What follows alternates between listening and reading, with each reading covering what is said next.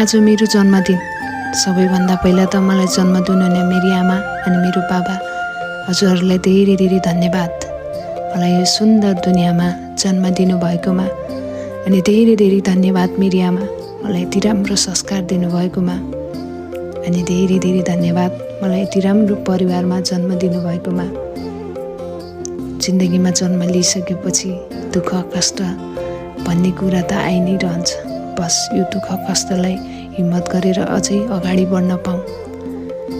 भगवानसँग केही प्रार्थना माग्दैन, म खुसी भए नि नभए नि मेरो कारणले कसैलाई दुखी हुन नपरोस्। अनि धेरै धेरै धन्यवाद।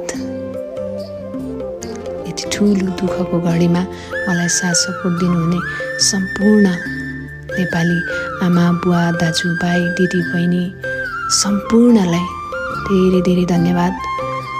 यस्तै माया आशीर्वाद